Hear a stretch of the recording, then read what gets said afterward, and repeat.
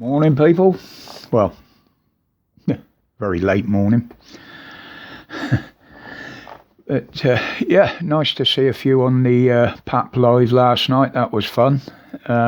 Sorry I didn't last the duration, but there was no way I was up to an 8-hour live stream.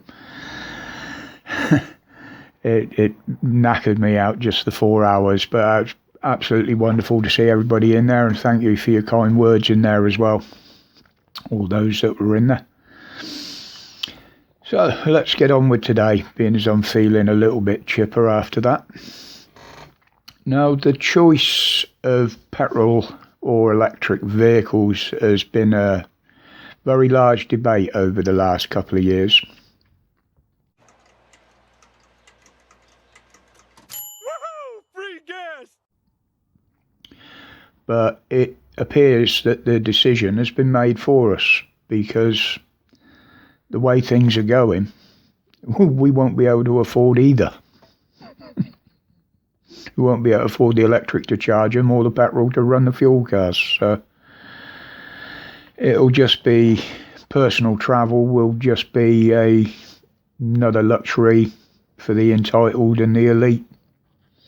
You know, they're the ones that are going to be able to afford it, you know, along with the basics like food and roof over your head.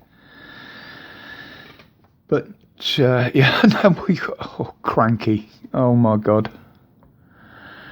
Give up our nukes, surrender to Russia.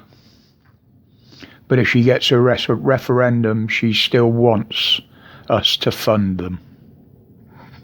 Get a life, woman. Your arrogance is on another level if you think you're going to get that. No.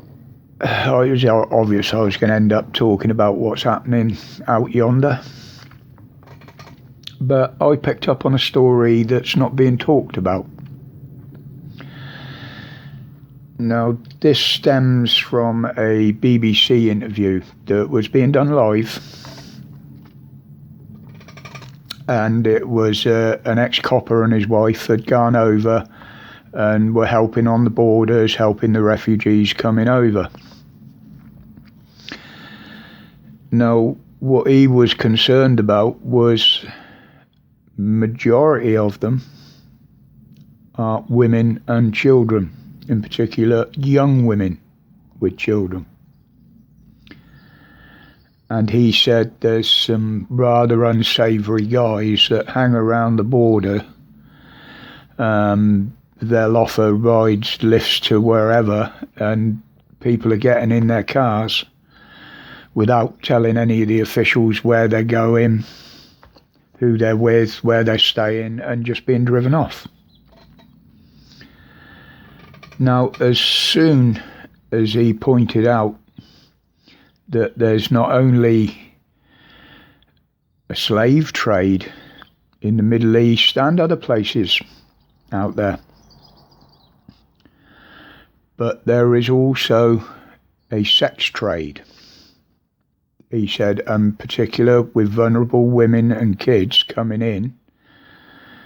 And as soon as he said that, the interview was cut short and the subject was changed very, very quickly. Now, this from the BBC, this was. Now, any good reporter would see that as a tragedy and a terrible story, and they'd investigate it. But as the BBC do over here, the same as our police, no, cut it off. We're not talking about that. It's a story that isn't being told. Like I say, stories behind stories.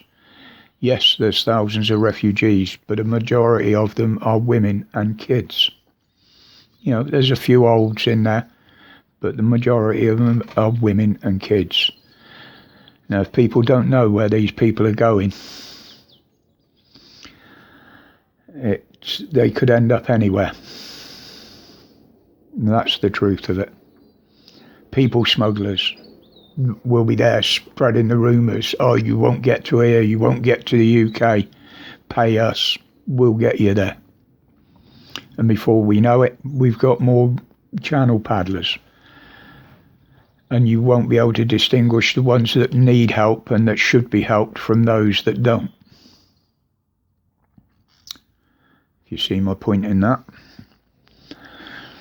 But then finally we've got Putin throwing threats around, threatening everybody that's showing support for the Ukraine, basically.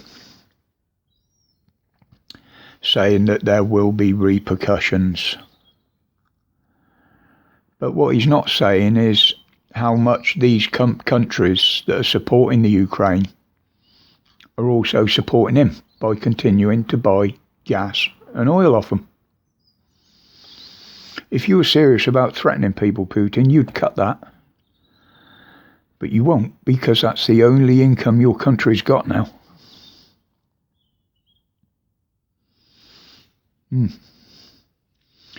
Supporting both sides.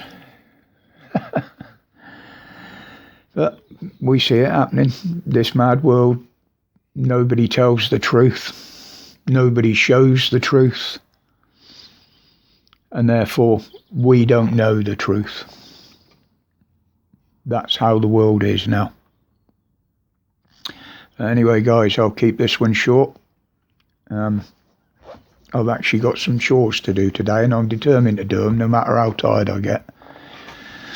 It might help me sleep a bit better. I've just walked up the chemist and got my next round of pills, twice as many as I've had before, but hey ho, if it's what it takes to keep me going, then fine. Anybody that spotted me drinking the beer last night on the live, that was a no alcohol, not low alcohol. It was no alcohol, and it was also low calorie. So, but I did let myself down and have one ciggy. But that ain't bad considering how many I used to smoke. But anyway, guys, as I said, keep this one short. And until the next time, now the weather's getting a bit nicer, might get out a bit. My respects to each and every one of you. Thank you for your support and your messages of care. It's been very, very uplifting, and it does help me. But until then, as I say, stay safe, stay strong, stay free from the tyranny and oppression. Respects.